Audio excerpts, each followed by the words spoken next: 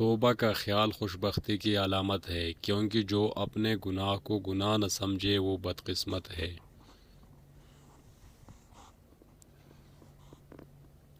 زندگی میں ایک ایسا شخص ضرور ہونا چاہیے جو حال پوچھے تو اسے سچ بتایا جا سکے۔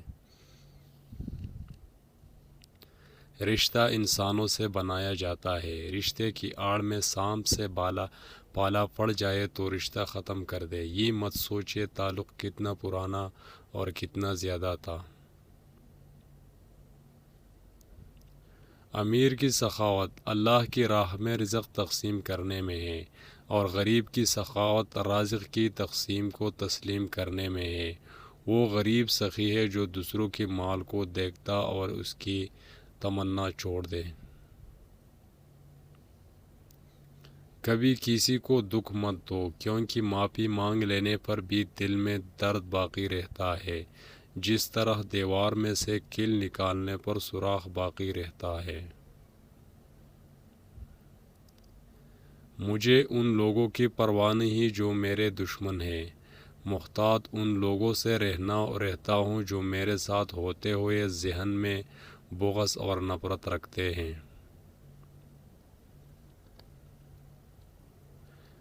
بیٹی کی پسند کو غلط سمجھ کر اس کی شادی کسی اور سے مت کراؤ، کیونکہ اگر آپ نے تربیت اچھی دی ہے تو وہ ضرور ایک اچھے انسان کا انتخاب کرے گی، کیونکہ ایک بیٹی اپنے باپ کی عادات اپنے شوہر میں تلاش کرتی ہے۔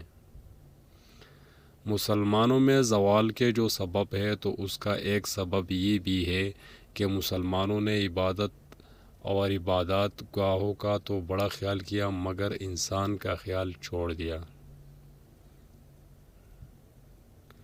کسی کو اس کی ذات، نسل، رنگ، مکان اور لباس کی وجہ سے حقیر اور کمتر مت سمجھنا، کیونکہ تمہیں بھی دینے والا اور اسے بھی دینے والا ایک اللہ رب العزت ہی ہے۔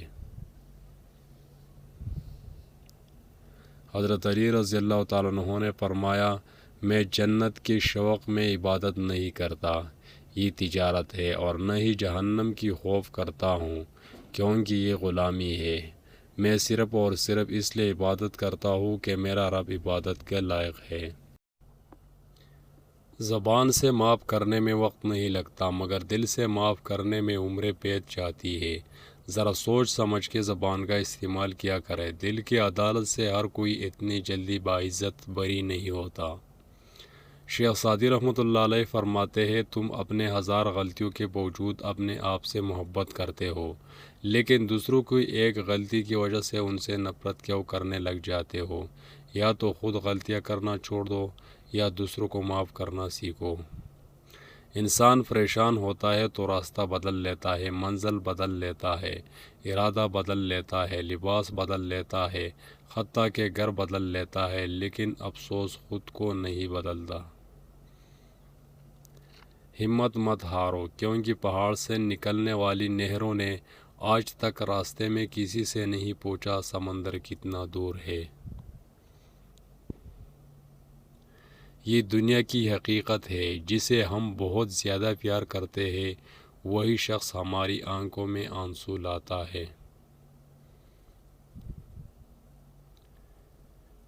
ایک نوجوان بیٹی نے اپنے والد سے پوچھا، ابا جان میں بدن کے کتنے حصے کا پردہ کروں اور کتنا حصہ کھلا چھوڑ دوں؟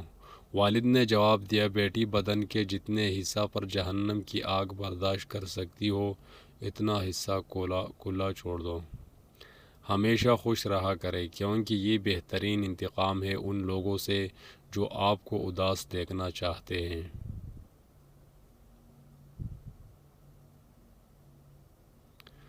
عورت نازک ہوتی ہے اور مرد سخت جاں، اس کے باوجود عورت مرد کا تھپڑ بھی سہ لیتی ہے اور مرد اس کی اونچی آواز بھی برداشت نہیں کر سکتا۔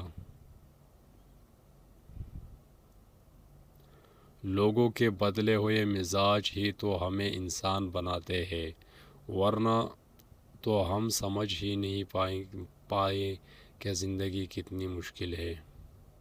ہر مضبوط انسان کی مضبوطی کے پیچھے ایک کہانی ہوتی ہے، جس نے اس کے لیے مضبوط ہونے کے سوا اور کوئی راستہ چھوڑا نہیں ہوتا۔ اگر لوگ تم سے متاثر ہو رہے ہیں تو تکبر نہ کرو، شکر ادا کرو اپنے رب کا جس نے تمہارا غیب چھپا کر تمہیں لوگوں میں معزز بنا رکھا ہے۔ ادب کا دروازہ اتنا چھوٹا اور تنگ ہوتا ہے کہ اس میں داخل ہونے سے پہلے سر کو جھکانا پڑتا ہے۔